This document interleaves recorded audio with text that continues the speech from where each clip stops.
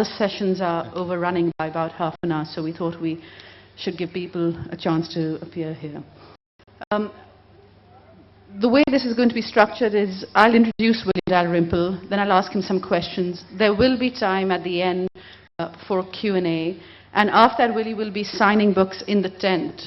Could I particularly ask that when the event finishes, that people don't crowd around the stage with books for him to sign, because we really do need to get him over to the garden, and I may have to forcibly pull him away if necessary, which really I don't want to do because he's quite a bit larger than I am. No. And we've only just begun. I thought that I could get out of this whole thing by just saying William Dalrymple is a man who needs no introduction. Unfortunately, that turns out not to be true. Because however much you know about William Dalrymple and his work, it's likely there are still things you don't know about, because he's managed to do an extraordinary amount and write an extraordinary amount. The Royal Geographical Society and the Royal Asiatic Society. He's the winner of the Wolfson Prize, Sunday Times Young British Writer of the Year Award, the Thomas Cook Travel Book Award, Scottish Book of the Year Prize, the Duff Cooper Memorial Prize for History, the Vodafone Crossword Award for Non-Fiction, and also the Best Print Article of the Year at the 2005 Foreign Press Association Media Awards for an article he wrote on madrasa education in Pakistan. In addition to this, there are, of course, numerous short listings and long listings and honorary degrees and all kinds of things. He's a travel writer, a historian, a broadcaster on TV and radio, a founder and co-director of the Jaipur Literary Festival, a contributor to a number of publications including The Guardian and The New Yorker, and most recently, a curator of music and art. In today's session, because there is such an extraordinary breadth of work, we're going to sort of just chronologically meander through the writings of William Dalrymple. I'm going to ask him about each of his books in turns and maybe a thing or two beyond the books themselves. So please join me in giving a big Karachi welcome to William Dalrymple.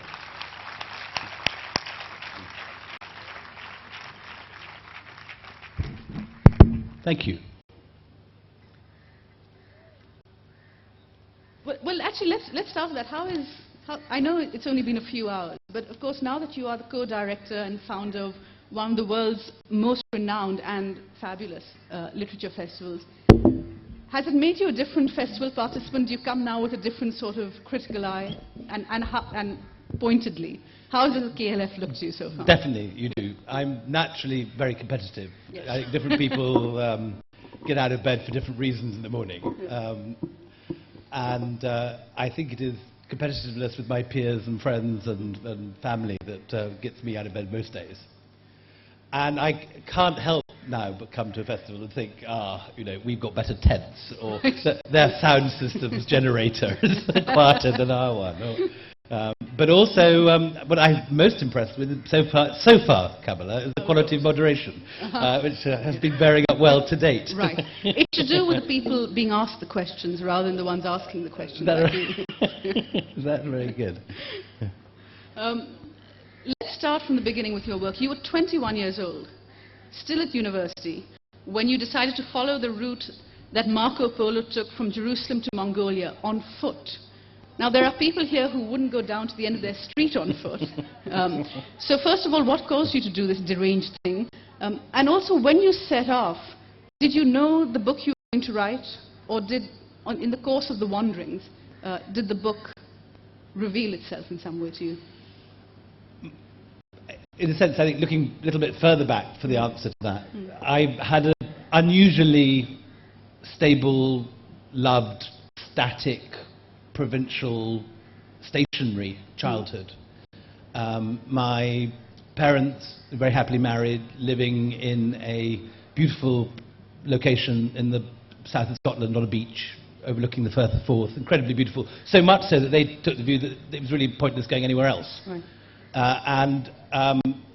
I didn't travel at all in my childhood. We didn't take some holidays at all because we lived on the beach. It was a nice time to be on the beach. It's too cold to go on it in winter. And the only holidays I ever took, really, up to the age of 15 or 16, was to the west coast of Scotland, which is even rainier and wetter than the east coast, for Easter holidays, which is the rainiest time of the year. And so my memory of travel was sitting inside rented houses, watching rain run down windows. And then this one extraordinary thing happened, which was that I, through a series of accidents, rather than going and digging in Iraq, which is what I most wanted to do on my year off, I ended up going to teach in India, in Dehradun, initially. And I'd always wanted to be an archaeologist. I was always interested in history and always interested in digging, and all my teenage summer holidays were spent on archaeological digs in different parts of Britain.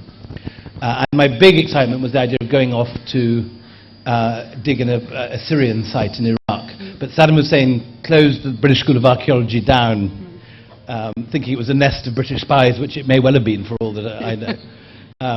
And I ended up going to India. And India is a place that sort of takes people by storm wherever they're from. But for someone from such an unusually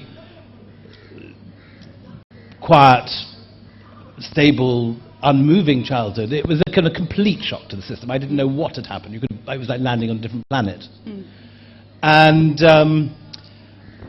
it changed my life forever. I mean, I'm still in South Asia 27 years later and live most of my life here, and it's changed everything. And the Xanadu trip was originally... Can we get the Bollywood music turned off somewhere? Could someone, anyone, one of the volunteers, if you could try and get the music to... And it seemed to me that I had a good chance of getting this money, as there were no other medieval historians. So I went to the library after exams and looked to see what the longest possible journey was that I could claim the most money for. And it was Marco Polo's outward journey to China. So I typed out a page of an application, and then, rather to my horror, got the money and had to go off and do the trip. And suddenly realized that I'd committed myself to traveling from Jerusalem to China via Cyprus, Syria, Turkey, Iran, this country, up the Karakoram, through China. And with some trepidation, set off with £750, which was the travel grant that I'd been given, and made it through at £749. Did you actually walk? Well, quite a lot of it. Yeah? I was thinner in those days, before you add that. But no, it was mainly hitchhiking and local buses and stuff. And it was a life-changing trip again. I mean, I'd never had more fun in my life. And this was my first contact with Pakistan, arriving here in 1986, off the border from Zaidan, to find that there was no road to Quetta, that you had to just go across the desert, which was the Pakistani state had improved a bit since then. But so did you at some point decide, I'm going to become a writer? Was it sort of something that happened? It was made easier by the fact I can't do anything else. Right. I can't add up. I can't appear on time anywhere, and I'm pretty well unemployable, so it narrows one's options. Occasionally you meet irritating people who can do millions of things. You know, they can't make up their mind whether they're going to become a ballet dancer or a figurative painter or an opera singer. I've never had that problem. And writing was always one thing I could do, and luckily was born at a time when which I think was not always possible, where you could make a living from it. By the mid-80s in Britain, it was possible to make a living as a writer in a way that it wasn't in the 70s or 60s. Suddenly Waterstones had opened up, publishers were giving large advances, and Xanadu was written at a time when travel writing was, it's difficult to remember this now, but travel writing was incredibly fashionable and popular. And Paul Theroux was writing the great Royal Bazaar, had just sold 1 million copies. Bruce Chatwin had produced in Patagonia. Patrick Leigh Fermor wrote this wonderful book, which none of you have read it, A Time of Gifts, which is one of my all-time favourite non-fiction books. And I was reading that kind of stuff at university and thought I would write this book. But it's a very silly... So I read it read a little bit first. To give you a measure of quite how childish this book is. This is my first conversation in Pakistan, arriving at the border for the very first time from Iran. And we've all had these sort of conversations, but here's how it goes. What is your good name, sir? Asked the customs officer. And what is your mother country? I told him. They were the old familiar questions. He took down a few more formal details. Are you Wad? He asked. What do you mean? Are you Lady Wad? That's not English. You don't speak English, sir? I am English. There didn't seem any point in muddling this at this point by bringing in Scotland. You have some words of English. Yes, a number. I am an Englishman. This was an aspect of South Asia I'd forgotten. Are you Lady Ward? He said. He made an obscene gesture with the first finger of his right hand. Wed? Do you mean are we wed? Yes, are you Lady Ward? No. Not Ward? No, I am not wed. I am sorry, sir, I'm not understanding your English. I think perhaps you are not speaking English good. Sir, may I ask, what is your mother tongue? Look, I've told you that. I'm an Englishman and I speak English extremely well. Jesus Christ. Jesus? He is calling upon his God, exclaimed the second customs officer. You are angry with me, Sab? No, I'm not angry with you. I just want to get on. Sab, just one question. What? You like bottom? He pointed at me. I look like no, Sab. You like bottom? I like bottom. I don't understand, I said. I really didn't. Bottom, he said, wiggling his head from side to side. I like bottom. I am bottom fan. You like bottom? Well, I like some bottoms, I said. You do like bottom. You are bottom fan. Yes.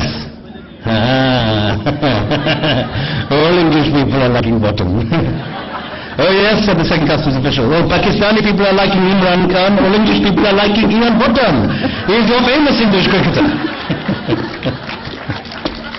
It goes on for pages on that kind of stuff. Like So shortly after you moved to Delhi, and you were there for 5 years, and City of Jinns, which is, I think, perhaps the first book, I would guess, which you became really well known in the subcontinent, was written. 5 years is something other than a travel book, right? And there is an emotion with that city that comes through in the City of Jinns. It's, I think, of no surprise to anyone who read that book when it came out that you would still be writing about Delhi and living in Delhi a long time later. But what I'm interested in is that time period. The 80s was sort of the rise of the great Indian novel, and there was a lot of stuff about the empire writes back. And this whole thing about how Indians are finally telling their story, and for years it's been the English telling the stories of India. Was that in any way something that you were aware of or grappling with? Well, the first thing to say, I think, is that Xanadu was very much the book which launched me. It arrived just at the right time, through not through nothing I had particularly done. It was just the moment when travel writing was really at the peak, and I was very lucky, and it went straight to #1 on the bestseller list, and that was fantastic for a young writer. But no one knew about it in South Asia, you're quite right. No one had read it here. And I had moved to India by the time it had come out, and since I missed all the kind of, I was not there for all that. And this book, I couldn't work out how to write. It's very difficult to write about a city. With a journey, it's quite easy. The journey itself is the spine of the book. It gives you your plot. I just have to select and tailor what you're going to attach to that skeleton, if you like. A city book, if you're living in a city, it's much more like a memoir, like writing a diary, and how to do it. Because half of me wanted to write a history book about Delhi, but it seemed to be the most extraordinary city. It was the cultural centre of this part of the world for so many centuries. And there weren't good books on Delhi. But I wanted it also to be a memoir about living there, and so it ended up with this rather odd structure of on one hand a diary of a year, which starts one monsoon and goes through to the next. But it also goes backwards in time, looking at different periods of Delhi's history, starting with Indira Gandhi's assassination, going back to the time of the Mahabharata and Indraprastha, through the Mughals, the British, the Mughals, Sultanates. And in fact, the Indians writing back was slightly later. This book was sort of 1992, it was before Vikram Seth, before... and at that stage, I wasn't aware particularly of a body of writers of my age who were doing the same sort of thing, who I would have to be one step ahead of or do something different from in order to survive. That's become increasingly an issue, and you're quite right that the whole rise of writers from this part of the world and the way that they've been able to tell their stories to people from other parts of the world and for other people to understand those stories has been a very important one. But that wasn't really the case with City of Jinns. And also, it's a particularly new thing I've had in the last 2 or 3 years, which is this rise of South Asian non-fiction. For years, what writing there was exclusively the novel. And it's only in the last 3 or 4 years that you've had, particularly in India now, you guys seem to have taken over producing the most interesting fiction, but there's been this extraordinary wave of really remarkable books on South Asia, non-fiction books, starting perhaps with Saketu Mehta's Maximum City, through Basharat Peer's Curfewed Night, Sonia Flora's book on the Bar Girls, and so on. But I felt for a long time that I was lucky in that I was doing something that no one else was doing. They were all doing their great Indian novels, or their middle-class Indian novels. And I was the only person doing non-fiction, and still to a certain extent the only person doing narrative history.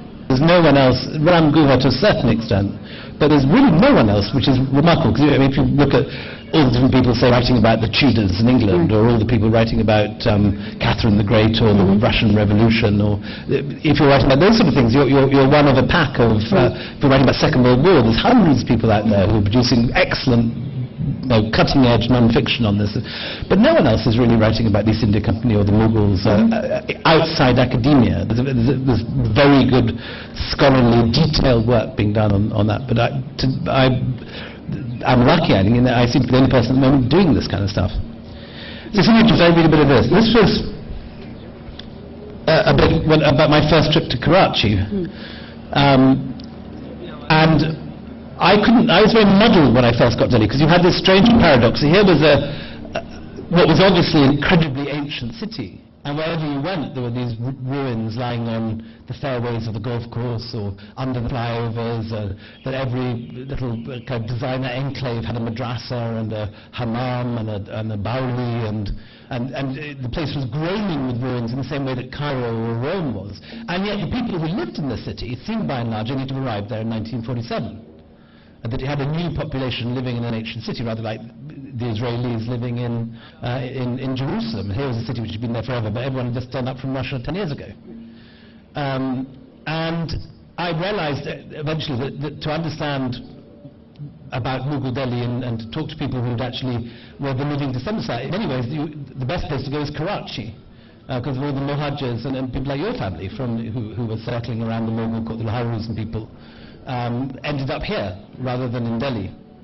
And the person I most wanted to meet was Ahmed Ali, whose book Twilight in Delhi is brilliant. Anyone again hasn't read it. Spectacular book. But he was a rather unhappy Karachi liver. He pined for Delhi and he didn't like it here. And so my first introduction to the city was someone complaining about it. So I had an introduction to Shan al-Haq Haki, the Urdu poet. And he showed me his pictures of his family Haveli near Ajmeri Gate, and him dressed up in Mughal court pajamas as a young child. And he had this dinner party in his house, this tea party, with all these old grand Delhi families, all of whom had the old Delhi Adab and their stories about their ancestors at Red Fort and all this. And then we went over to see Ahmed Ali, and Ahmed Ali was in a great state. He was not pleased with life. He wore severe black-rimmed glasses, above which sprouted a pair of thin grey eyebrows. He slurred his consonants and had the slightly limp wrist and feet manner of one who modelled himself on a Bloomsbury original. His hair was the colour of wood ash. For a man once seen as a champion of Delhi's culture, a bulwark of Eastern civilization against the seepage of Western influence, Ahmed Ali now cut an unexpectedly English figure. With his clipped accent and tweed jacket with old leather elbow patches, he could have passed off successfully as a clubland character in an oil-cowed plane. But despite his comfortable, well-to-do appearance, Ahmed Ali was an angry man. Over the years I spent with him, he spluttered and spat like a well-warmed frying pan. The first occasion was when I inadvertently mentioned that he was now a citizen of Pakistan. Poppycock, balls it out, he said, was always against Jinnah, never had any interest in Pakistan. Steady on, said the Shan al-Haq. The devil, said Ali, Pakistan's not a country, never was. It's a damned hodgepodge. It's not your country or my country. He was shouting at Shan al-Haq now. It's a country of a damned bunch of feudal lords, robbers, bloody murderers, kidnappers. The outburst spluttered out into silence. But, I ventured, didn't you opt for Pakistan? Surely you could have stayed in Delhi had you wanted to. There was another explosion. I opted for Pakistan, I did no such thing. I was visiting professor in Nanking when the blasted partition took place. The bloody swine of Hindus wouldn't let me go back home, so... What do you mean? I went and saw the Indian ambassador in Peking. Bloody swine, said I couldn't return. Said it was a question of Hindu against Muslim and there was nothing I could do. Nothing he could do. I was caught in China and had nowhere to go. Careful, said Sharnal-Haq, seeing the state that his friend was working himself up into. So how did you end up in Karachi, I asked. When my salary in Nanking was stopped, I found my way to some friends in Hong Kong. They put me on an amphibious plane to Karachi. Where else could I have gone if I couldn't go back to Delhi? Ali had ceased now to quiver with rage and was merely very cross. I never opted for Pakistan, he said, gradually regaining his pose. The civilization I belonged to, the civilization of Delhi, came into being through the mingling of two different cultures, Hindu and Muslim. That civilization flourished for 1,000 years undisturbed until certain people came along and denied that that great mingling had taken place. Views like that can hardly make you very popular here, I said. They've not accepted me in Pakistan, damn it, he said. I've been weeded out. They don't publish my books. They deleted my name. When Twilight in Delhi arrived with the Karachi customs from India, they sent them back. Said the book was about the forbidden city from across the border. It implied that culture was foreign and subversive. In that case, I said, couldn't you go back to Delhi? Couldn't you reapply for Indian citizenship if you're so unhappy? Now no country is my country, said Ali. Delhi is dead. The city that was, the language, the culture, everything I knew is finished. It's true, said Sharnal-Haq. I went back 13 years after partition. Already everything was different. I stayed in a new hotel, the Ambassador, which I only later realized had been built on top of a graveyard where several of my friends were buried. In my mohalla, everyone used to know me, but suddenly I was a stranger. My Haveli was split into 10 parts and occupied by Punjabis. My wife's house had become a temple. Delhi was no longer the abode of the Delhiwala. Everything had changed. It was very depressing. Before partition, said Ali, before partition, Delhi was a unique city, said Ali. Although it was already very poor, still it preserved its high culture. That high culture filtered down even to the streets. Everyone was parted. Even the milkman could quote Mir or Dag. The prostitutes would sing Persian songs and recite Hafiz. They may not have been able to read and write, but they could remember the poets. And the language, said Sharnal-Haq. You cannot conceive how chaste Delhi Urdu was. And how rich, said Ali. Every mahalla had its own expressions. The language used by our ladies is quite different from that used by the men. Now the language has shrunk. So many words are lost. We talked for an hour about the Delhi of their childhood and youth. We talked of the eunuchs and the Sufis and the pigeons and the poets, of the monsoon picnics in Maroli and the jinn who fell in love with Ahmed Ali's aunt. We talked of the sweetmeat shops which stayed open until 3 in the morning, the sorcerers who could cast spells over a whole mahalla, the possessed women who used to run vertically up the Zanana walls, and miraculous cures effected by Hakim Ajmal Khan. The old men swam together through great oceans of nostalgia before finally coming ashore on a strand of melancholy. But all that is no more, said Ali. All that made Delhi special has been uprooted and dispersed. Now it is a carcass without a soul, said Sharnal-Haq. I am a fossil, said Ali, and Sharnal-Haq is on his way to becoming a fossil. But nevertheless, I insisted, if you both love Delhi so much, wouldn't you love to see it just one more time? I will never see that town again, said Ali. Once I was invited to give some lectures in Australia. There was a mechanical fault and the plane was diverted to Delhi. The plane landed, but I refused to get out. I said, I'm not getting out. I don't have to. You call your damn chairman. But I'm not putting one foot on that soil which was sacred to me and which has been desecrated. They got the entire staff of the airport there to get me out, but I didn't move. How could I? How could I revisit that which once was mine and now was no longer mine? When they asked why I was behaving as I was, I simply sat in my seat and quoted Mir Taki Mir at them. What matters it to a breeze if now has come the spring, when I have lost them both, the garden and my nest? What happened, I asked. The swine roared Punjabis, said Ali. Tell you the truth, I don't think I understood a bloody word I said.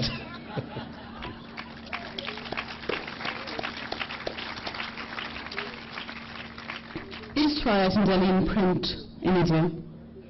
Say again? Is Twilight in Delhi in print in India? Because it's just been reprinted. It went out of print for a while. Oxford did it first, and then it went out of print for a long time, and then Bowery Sons have produced an edition. Yeah. And so I think it's one of the great novels. It is. It's a fantastic novel, and if someone from OUP here wants to reprint it, there's some way to writing a historical wrong, I think. And it is, I think, Ahmad anniversary this year. It is either his birth or his death anniversary. Oxford University Press, we're speaking to you. All right, the next book was From the Holy Mountain, which retraces the footsteps of two monks from the 6th century AD who set off on a journey across the Byzantine world to collect the works of the sages and the mystics. Can you talk a little about your interest in religious traditions and spirituality, because it is something that comes up again later on in your writing career?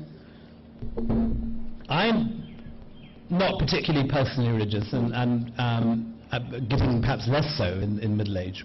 But I come from a very religious family. My parents are basically Catholic fundamentalists. Their whole world view is defined by the church. And I have an uncle and a brother who are priests. And so I very much grew up seeing the world through religious spectacles. And it seems to me a very interesting way of looking at the world, to see how people perceive things through the eyes of religion. I think it's a very telling way, and it's a way of getting deep into cultures, particularly in this part of the world where so much of culture and music and dance is associated with, in different ways, with religion. But this book didn't primarily come out of a religious urge at all. As a journalist, have been covering the Middle East a lot. Every summer I would leave Delhi when it got hot and would go and cover the Intifada in Palestine, and would write articles in Egypt and in Turkey, and very much enjoyed reporting from that Mediterranean world in the summer. And wherever I went, I found the same story, which was the story of the exodus of the Christians in the Middle East. Today everyone thinks of the Middle East as an exclusively Islamic land. But it's often forgotten that this is the heartland of Christianity. And when, in the late Middle Ages, people talked of Christendom as a synonym for Europe, this was historically nonsense. Christendom, the heartland of Christianity is Palestine and the Holy Land around it. Syria was where the monastic tradition began and the hermits began. Egypt had important monastic traditions. It was a city like Alexandria that the simple words of Jesus of Nazareth got a kind of Hellenic clothing and got turned into philosophy. It was in cities like Constantinople and Nicaea that the words of the Creed were thrashed out. And when the words of the Creed were thrashed out at the Council of Nicaea, the bishops who turned up to thrash it out were all from what is now modern Turkey, Iran and India. And there were only 3 bishops from Western Europe. So one forgets that this old world lies beneath the Islamic world in the Middle East. And just as the Hindu past has informed much that happened in South Asian Islam, and the way, for example, that South Asian Sufism developed, so the way that the pre-Islamic Christian past has formed Islam in the Middle East very strongly. And the more you spend time among Eastern Christians, the more clearly you see this. For example, Eastern Christians still keep the Lenten fast, which they still keep in the manner that it was always done in the early days of the church, which was an all-day fast for a month. And it is, of course, the template for Ramadan. And yet today, whenever Ramadan happens in Bradford, the BBC goes up to Bradford and photographs lots of bottoms in a mosque, and it's made to feel something very foreign and very alien to Western culture and to Christianity. But in reality, Ramadan is merely the Islamicization of the Christian tradition of Lent, which we have dropped, but the Eastern Christians have not. Likewise, the Islamic mode of prayer, the way you pray on a carpet, was originally a Christian way. And if you go to the Eastern Christians and see the way the Copts pray, or see the way the Syrian Christians pray, they pray with the same prostrations that you have in modern Islam. And people forget that the Christian traditions modern Christian traditions like pews in a church only developed in the 18th and 19th centuries, and that a medieval church would have looked like a mosque. It would have been a carpeted or a bare floor space where you would have prayed on a flat surface. And in Britain, you used to have narrow benches or ledges running up the wall where the old people would sit, which was the basis of the phrase, the weak go to the wall. So the more you look at Eastern Christianity and Eastern roots of Christianity, the less foreign Islam appears. The more you see it as the sister faith, one of the three Abrahamic faiths growing out of the same root, rather than something alien and different. And this was what I was exploring in this. On one hand, the slow emigration of the Christians from their heartland in all these countries, but also the surprisingly close links between Islam and Christianity. Which of course became a subject of greater importance in the sense in the years after this book was published than it was at the time. But the book is also full of, as with my first two books, encounters with folk. And one of my favourite, I might just read quickly now, this is Father Theophanes of the monastery of Marsaba in the West Bank. He used to be a policeman in Athens before he became a monk. "Look at it," said Father Theophanes, the monastery's tall, gaunt guest master, waving a hand at the dark, rocky gorge beneath us. "There it is, the valley of doom, the valley of dreadful judgment. Below us, the monastic buildings of Marsaba fell away in a ripple of chapels, cells, and oratories, each successive layer hanging like a wasp nest from a ledge on a rock face. Opposite the top of the cliff wall had turned an almost unnatural shade of red in the last of the evening light. The rock was pitted with caves, each formerly the cell of a Byzantine monk. All were now deserted." "It's very beautiful," I said. "Beautiful?" said Father Theophanes, rustling his robes in horror. "Beautiful? See down there at the bottom.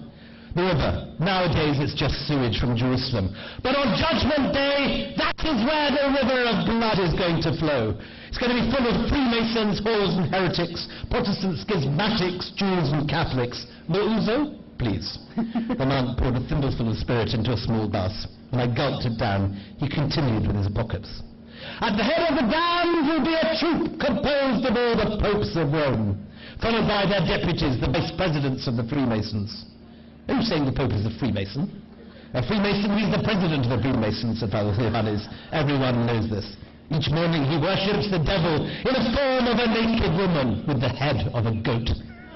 "Actually," I said, "I'm a Catholic." "Then," said Father Theophanes, "unless you convert to Orthodoxy, you too will follow your Pope down the valley through the scorching fire. We will watch you from this balcony," he added, "but by then it'll be too late to save you." I smiled, but Father Theophanes was in full swing and clearly in no mood for joking. "No one can truly know what that day will be like," he said. "But some of our Orthodox fathers have had visions. Fire, fire that will never end. Terrible, terrible fire will come from the throne of Christ. Just like it does on the icons. The saints, those who are to be saved, in other words, the Orthodox Church, will fly through the air to meet Christ. But sinners and non-Orthodox will be separated from the elect. The damned will be pushed and prodded by devils down through the fire, down the valley of Josaphat, past here, exactly the route those Israeli hikers took this afternoon, down to the mouth of hell." "Is that nearby?" I asked. "Certainly," said Father Theophanes, stroking his beard. "The mouth of hell will open up near the Dead Sea." "Is that in the Bible?" "Of course," said Father Theophanes. "Everything I'm telling you is true." Anyway, I stayed with him for a week, and it was only at the end, really, that I plucked up the courage to ask him why he was so obsessed with Freemasons. "Because," he said, "they are the legions of the Antichrist, the stormtroopers of the whore of Babylon." "But, you know, these days," I said, "I think Freemasons just held coffee mornings and bridge evening, that sort of thing." "Bridge evenings?" said Father Theophanes, pronouncing the word as if it was some sort of satanic ritual. "Probably this bridge evening also. But their main activity is to worship the devil. There are many steps," he said, nodding knowingly, "but the final step, is to meet with the devil and have homosexual relations with him. After this, he makes you Pope, or sometimes President of the United States." "Certainly." I said, "President?" "Certainly," he said, "this has been proved. All the presidents of the United States have been Freemasons, except Kennedy, and you know what happened to him."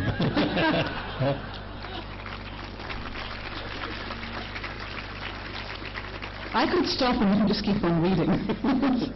But instead we go on to the next book, which was The Age of Kali, which is travels and encounters in India. But you also interviewed some people in Pakistan for that, didn't you? I believe Benazir Bhutto and Imran Khan. Yes, I want you to ask a question, but you already assumed the question. Go on, take it away. I managed to get into Clifton, and in that stage, Benazir still had all her childhood things there. And I had this big exclusive of being able to look at all Benazir's mills and booms lined up in her Karachi bedroom. And as soon as I published this article, they were all carted away and moved to her new house, taken out of Clifton. So that was my big exclusive. But the blurb for the book, and to explain the title, describes the age of Kali as an epoch of strife, corruption, darkness, and disintegration. When you look on the book, to what extent do you feel, and it's an unfair question, I know, but to what extent do you feel you got it right on both India and Pakistan, or that it continued heading in the way it seems to be heading? I think it's slightly a kind of glass half empty, half full question. Obviously, the way the media spins it now, India is the golden boy with the rising economy and Bangalore and what have you, while Pakistan is the failed state and where everything has gone wrong. As we all know, the reality is much more complicated than that. India has a larger insurgency problem than you do in many ways. The Naxalites are spreading all over the place. The corruption and political violence coming out of Bihar and UP is still very, very serious. There's huge amounts of political violence in these areas. And I think that it's deliberately a look at the darker side of things. So I don't think I got it wrong, but I think what subsequently became clear was that both India and Pakistan's economies were going to grow very rapidly in the years that followed the writing of that book, and both countries have seen remarkable development since then in economic terms. And after that came a shift. Of course, you'd always been writing in a historical vein. I mean, City of Gins is steeped in history. But White Noodles was a different kind of book with a different kind of heft. What caused you to make that switch? And also I'm interested, when you set out to write this book, which is primarily about the relationship between English men and Indian women, did you expect to find what you did find about those relationships? Well, the simple answer to why I wrote the book is we had children, and suddenly it became less fun travelling. When Holy Mountain and Liv used to travel with me, and when I was single in Xanadu, it was lovely just going out and heading off.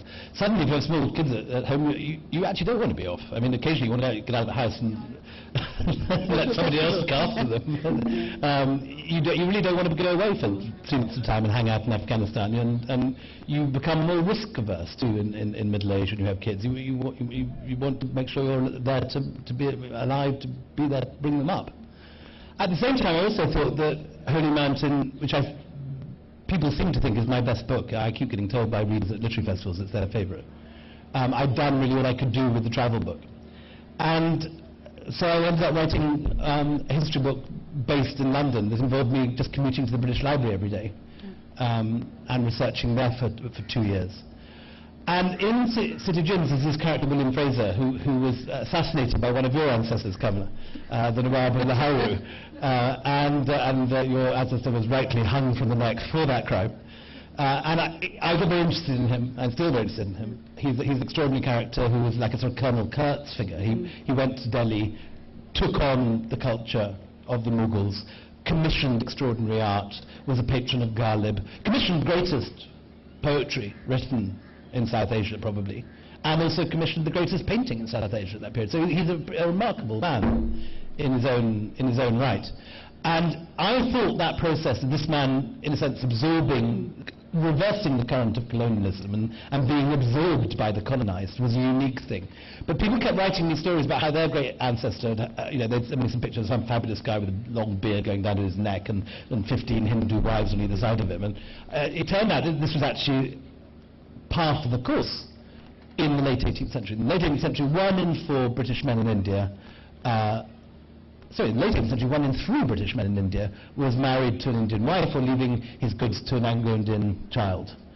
So contrary to the Kipling view of Brits and Indians being separated, it seemed that in this brief window between the late 18th century and about the 1830s, there was this moment of extraordinary intermixture, which wasn't just a few sort of madcap individuals going off and doing something strange. It was a wholesale movement.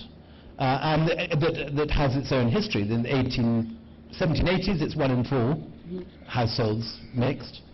It's down to 1 in 3 by 1800. It's down to 1 in it's down to 1 in 4 by 1800, 1 in 5 by 1820. It's over by 1840. But for that brief 60-year period, you have households that are perfectly modern, perfectly ordinary today in cities like New York or London, where you find mixed-race couples with bringing up kids with a variety of different religions and tongues in the family. But it's not what one thinks of as being part of the colonial history, and it was very interesting to me to uncover that. And then this one story came and took over the book, which was the story of Karen Lisa and Kirkpatrick. And it's the only one of my books I'd really like to rewrite. I think it's too long. I got too excited by it and too absorbed by it, and I think it's 100 pages too long. In the French edition, they cut out a lot of the historical stuff about the White Mughals, plural, and made it more about the one central love story. And I think if Rafe Fiennes is coming to make a movie about it next year, and I think I might use that opportunity to put the book on diet slightly. If you need any extras on the film set, I'm sure there are people ready to sign up over here. I'm going to move us quickly because we're nearly getting to the Q&A section, but I want to talk to you a little about the last Mughal and also a project which you're now working on, which you'll tell us about.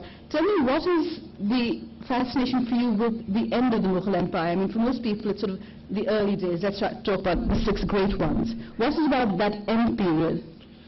I don't know, I've always had a fascination with the end of things and with decline. Perhaps it's because I grew up in a world that was sort of tottering. My family moved out of the big house where we'd lived for 300 years just before I was born. The world I grew up in was one where provincial Scottish aristocracy were clearly on their last legs. The whole thing was collapsing, the empire gone, all the things that had sustained this society for the previous 300 years were no more. And maybe somewhere, if you would be a shrink trying to look for patterns, you might see that this interest in decline, it comes from that.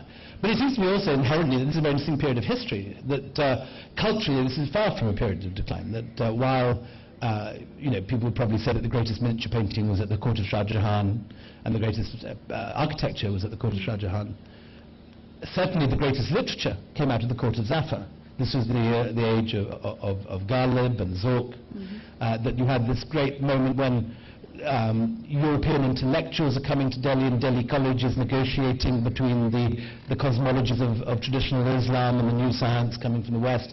There's translations from German theologians being discussed in Delhi College. It's a very exciting world. And then English watercolor papers being introduced to the court, and miniature painters are experimenting with new watercolors, mixing them with their traditional mineral-based pigments and so on. So in all sorts of ways, there's world shifting and moving and East and West interaction, and that I think is what I'm most interested in, the way which is the theme of Holy Mountain, White Mughals and Last Mughals is this interrelation of East and West, which again obviously is something which comes from my own personal experience of living between these two worlds. Could you talk a little about Princes and Painters? Princes and Painters is an exhibition which is opening at the Asia Society in New York in a fortnight. And it's in a way it's sort of part 2 of the Last Mughal. It's the picture book in the sense of Last Mughal. It's the pictures of that late period. And there's a lovely big glossy catalogue which Princeton University Press have just produced. And this was a long project. This is 4 years of research trying to locate all this work, which is now dispersed around the world in India, Pakistan, America, Britain, various European collections.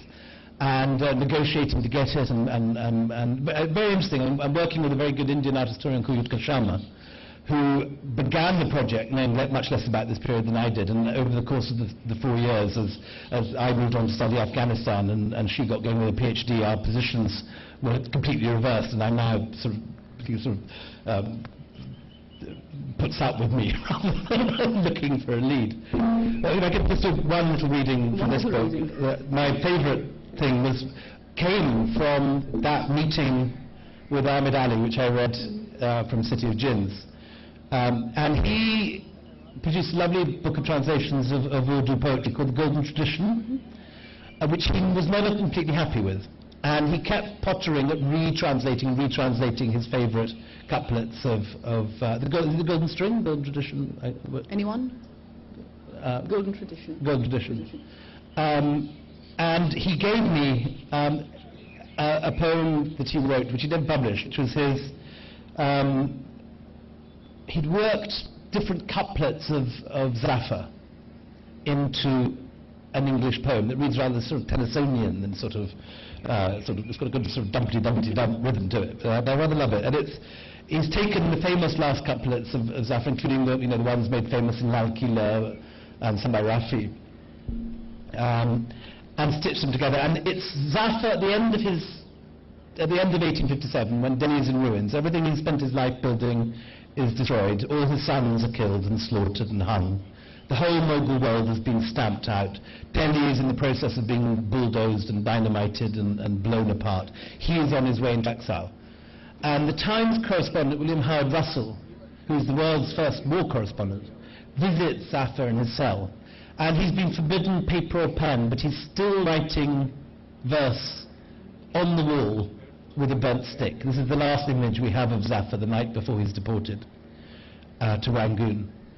And within 3 or 4 years, bards were circling the bazaar towns of North India and are recorded as singing these last verses of Zafir. Whether they are the verses that were scratched on the wall, we'll never know. In fact, they're not in any of Zafir's diwans, so they may not even be by Zafir at all. But I'll just finish by reading this. And so this is Zafir in exile, writing to his wife Zinat Mahal about the world they've lost. When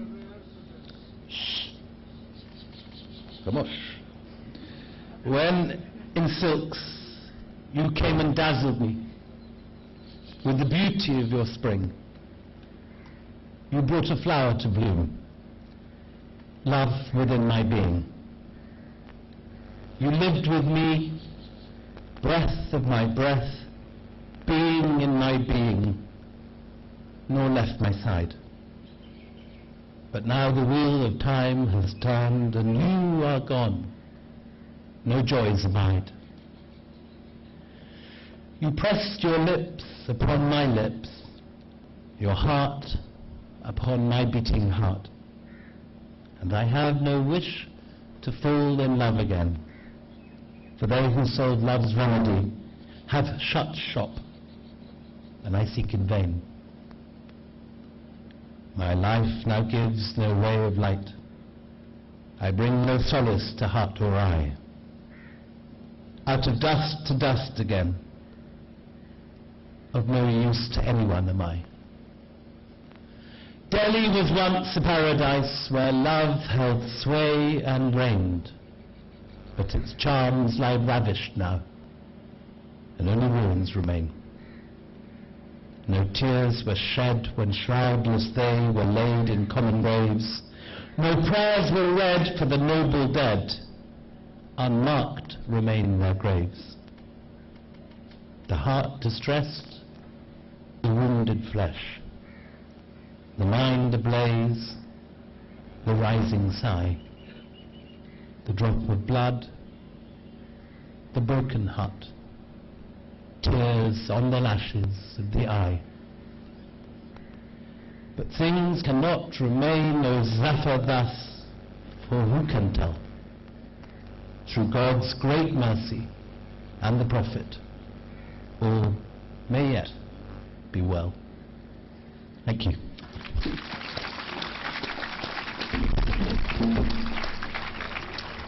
Thank you, Willie. There is, of course, a third book, but I think that's such a lovely note to end on. But I'm going to say there's a further book, 9 Lives in Search of the Sacred Modern India, which was a book and then spawned a CD and a musical tour, and the 21-year-old who went walking ended up at the Sydney Opera House at a concert. But I'm going to turn it over to you for questions, because already I see hands going up. There are people with mics walking around, so if I call on you, could you wait for the mic to come to you before you ask the question, please? Over here, there's a lady in the green mics. Sorry, there's a mic just coming your way. Over here.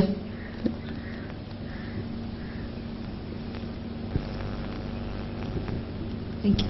You write on such a wide range of issues and also a prolific writer. You describe yourself as, being rare outside academia to do this sort of work. Because in academia we see things, but more dry, not as interesting.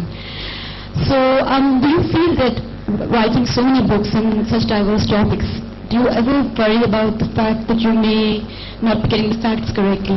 And also, when you get these, for example, the thing with your offers, it's very beautiful. Sometimes if something is beautiful, you use it, regardless of the fact that it's true or not. Because we don't have anything that is written after he went to England, and we couldn't know that he wrote it to his wife, because he could have writing it to the imaginary beloved that everybody else does.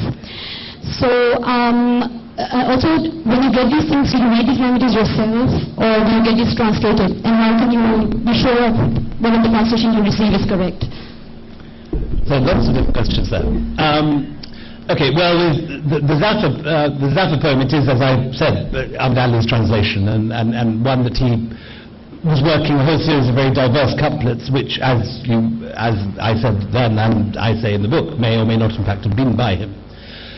As I said, the descriptions of the verses which were read out in the bazaar towns sound like those ones. So I think we're talking about the same set of poems. Whether they were by him or not, we don't know. But they are beautiful, and they're an introduction, which is the autobiographical portion rather than the book proper. I've never suffered from criticism that my books are factually incorrect. The Last Mughal won a whole series of major history prizes, and the Last Mughal won, White Mughals won the biggest history prize of all in Britain, the Wilson Prize. I'm the only non-academic ever to have won it, everyone else. And I've never had particularly had reviews which have accused me of being inaccurate. I'm very careful with my facts, and the books are all the products of 4 years' research. Also, I don't think I've actually written on a huge range of different things. I mean, I've been living in Delhi, writing about late 18th century and early 19th century India for 25 years now. And in fact, the one outlier, in a sense, is From the Holy Mountain, which is about the Middle East. But it's in fact quite a tight body of work. The exhibition I'm doing now, The Last Mughal, The White Mughals, the Afghan book I'm writing at the moment, they all take place within about 50 years of each other. And while I hope that they've been marketed in such a way that they appeal to a very wide audience, it is actually quite a specialist body of work, about 50 years of North Indian history, and the relationship between the British and the Indians, and so looked at with a slightly different lens. It is, I think, it is a disguised specialist subject, if you like, and the music is all Sufi music from this period and stuff. So I have actually kept unusually tightly on the same patch. I would argue the opposite to what you say. But I have done other projects. I mean, as a journalist, I occasionally go off and interview people, and it's nice to get away from your specialist area and in a sense, cross-fertilize yourself and keep yourself fresh. And I find, that taking subjects from different angles, I mean, Stephen James was writing as a travel writer. This exhibition is writing as an art historian, which was my final degree at Cambridge. I think by keeping at this from different angles, you keep fresh. Actually, I think it's a useful exercise. In the interest of time, could I ask other people to keep the questions brief and just one question? The gentleman here in the red. Yeah. Any connections and disconnections you would like to make with Rudyard Kipling? And also, how do you perceive yourself 100 years after? How do I perceive myself in the hereafter? No, how will posterity view you? Goodness. Well, Kipling, I used to hate Kipling. And there's still much of Kipling I find quite unpalatable. But again, in middle age, I have to say, I've reread Kim lately, and it's a fabulous book. And some of those short stories on the city wall is one of the best things ever written on a hall. The Strange Ride of Morrowby Jukes, which sort of takes place on sand dunes outside Karachi somewhere, really? Which is one of the weirdest Victorian short stories, is a thing of wonder. The strangest thing about Kipling, of course, is that he left India at the age of whatever it was, 25, and never came back. And it was that early experience that left the Kipling. You remember, no one really reads all his stuff written in England. It is his Indian writings which have remained. As to how anyone will look at it, I don't know. I mean, it's possible to tell how posterity treats a writer. I think the writers that we regard as canonical now are a very random selection of the writers who, for a whole series of accidents, have come to be regarded as the great writers, and many fine writers are forgotten, while often mediocrities can be remembered, and it's very difficult to know whether your writing will live or die. I mean, one of the great heroes of my early writing career, the man I most worshipped as a student, was Bruce Chatwin, who was the most popular writer, and 20 years later no one reads him. I speak at literary festivals, and kids at college have never heard of him, and that's happened in 20 years. There was an edition of his letters last year that got a very rough ride from critics. And so I think it's possible to say, then people have revivals. So another writer who went out of print for many years was the 1930s travel writer Robert Byron. And Bruce Chatwin persuaded Sonny Mehta to republish The Road to Oxiana. And today that's regularly said to be the greatest travel book written in the pre-war years. And yet it's that one accidental thing of Chatwin loving that book and getting Sonny to republish it that's given it that status. And so I think it's really possible to predict how anyone's work will be remembered even 5 years hence. There's a woman there, yes.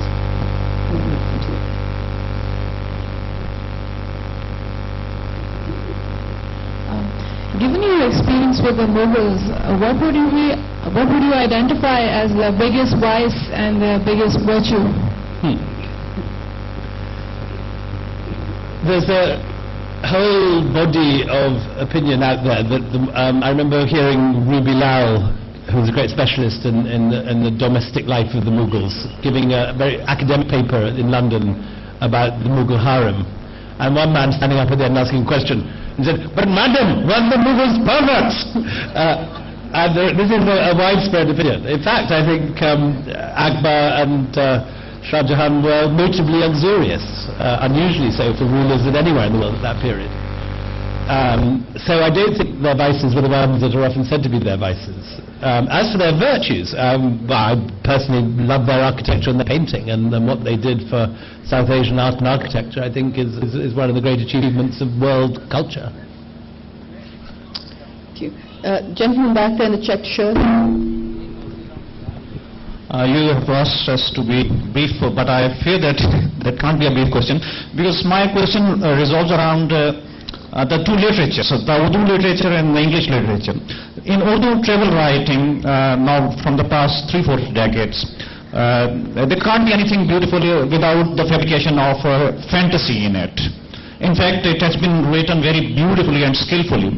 But when you come to English travel writing, they term it just muddling it with it. They term it, a non-literature stuff. So what do you say? That if you fabricate some fantasy into the travel writing, is it a good thing or a bad thing? Well, the literature of travel has always divided between fiction and non-fiction, and many of the greatest travel books are fictional, though, whether it's the wanderings of the Pandava brothers in the Mahabharata, or the wanderings, or the epic of Gilgamesh, going back to the beginning of history. Then there's a whole body of travel literature which purports to be fact, but is riddled with fiction, such as Marco Polo, or some would say the works of Bruce Chatwin. But I think if you're going to write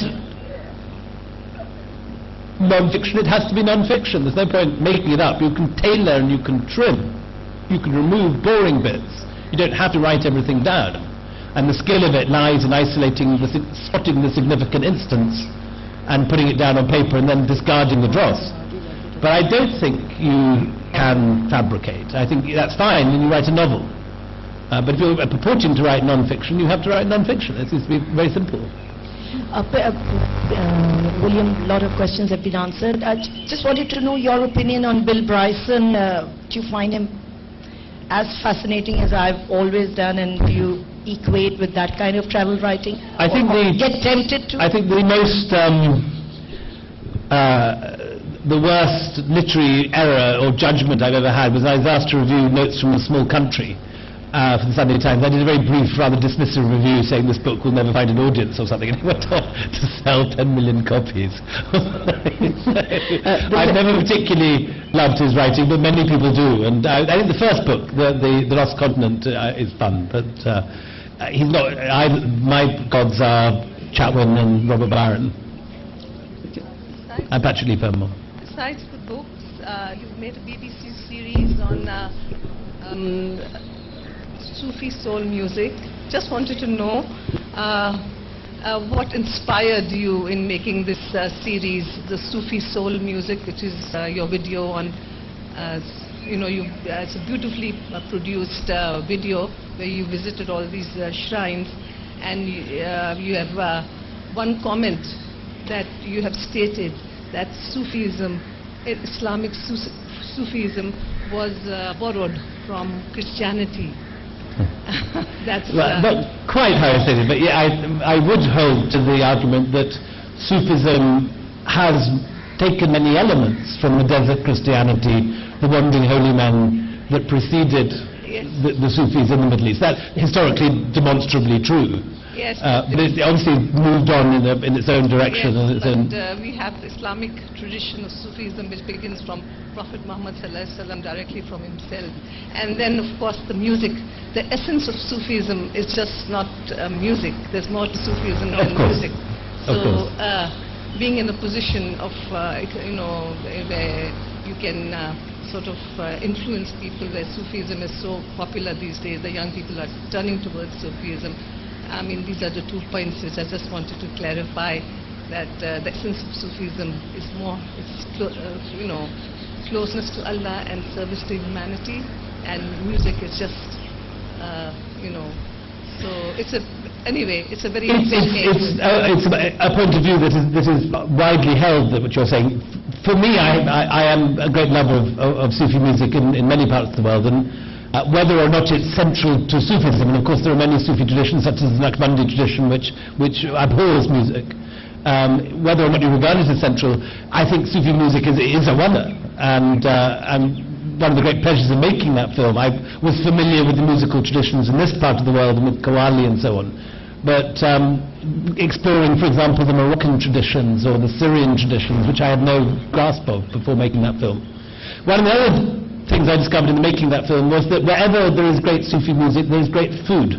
And it was one of the great foodie experiences of my life, going first to Lahore and putting on a stone there, then going to Marrakesh and putting on another stone there, and finally ending up in Istanbul and putting on 2 stone there.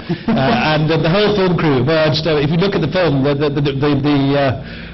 presenter inflates as the series develops, and I look very different at the end of the series.